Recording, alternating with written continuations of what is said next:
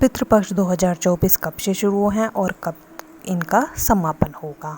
तो 17 सितंबर पूर्णिमा के दिन श्राद्ध की तिथियां शुरू हैं और 2 अक्टूबर दिन बुधवार को अमावस्या के दिन सर्वपितृ होकर इनका समापन होगा। आइए जानते हैं श्राद्ध का महत्व। श्राद्ध यानी श्रद्धापूर्वक किया जाने वाला कार्य। मान्यता है कि मृत्युलोक के देवता यमराज इस दौर में आत्मा को मुक्त कर देते हैं ताकि वे अपने परिवारजन के यहाँ जाकर तर्पण ग्रहण कर सकें। मित्र पक्ष में पितरों को याद किया जाता है। इसके महत्व के बारे में पुराणों में भी वर्णन मिलता है। जिन लोगों की कुंडलियों में पितृदोष पाया जाता है उन्हें कई प्रकार की परेशानियों का सामना करना पड़ता है। उन्हें कई बाधाओं का सामना करना पड़ता है। उनके मान सम्मान में भी कमी बनी रहती है। जमा पूंजी नष्ट हो जाती है। रोग आदि भी घेर लेते हैं। पितृपक्ष में श्राद्ध और तर्पण करने से पितरों का आशीर्वाद प्राप्त होता है। इससे जीवन में आने वाली परेशानियों से मुक्ति मिलती है। ऐसा माना जाता है कि श्राद्ध नहीं करने की स्थिति में आत्मा को पूर्ण रूप से मुक्ति नहीं मिलती है। इस स्थिति में आत्मा भटकती रहती है। पितृपक्ष में पूजा और याद करने से पितृ प्रसन्न होते हैं और उनकी आत्मा को शांति मिलती है। इसमें नियम अनुशासन का पालन करने से इसका पूर्ण लाभ प्राप्त होता है। पितृपक्ष में क्या करें? पितृपक्ष में सुबह जल्दी उठें और स्नान करें। जल में काले तिल मिलाकर सूर्य देव को अर्पित करें।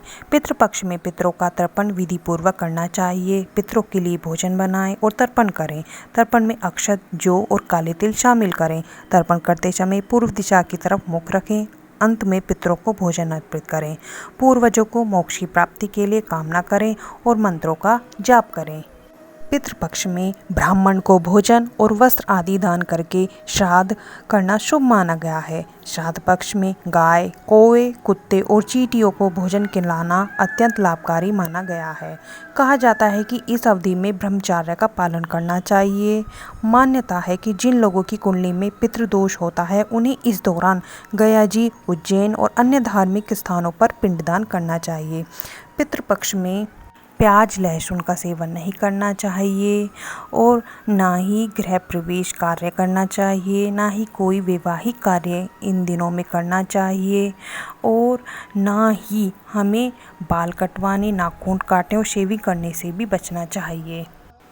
इन दिनों में हमें अपने पुराने वस्त्र और जूतों को दान में नहीं देना चाहिए। इससे हमारे पितृ नाराज हो जाते हैं।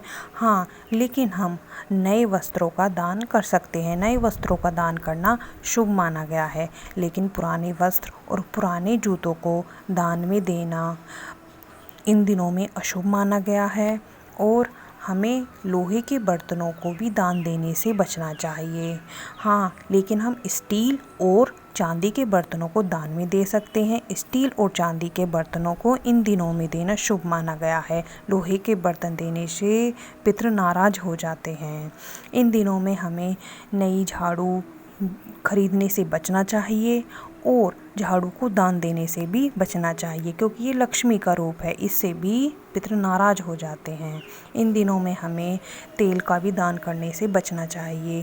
तेल दान करने से भी पितृ नाराज हो जाते हैं।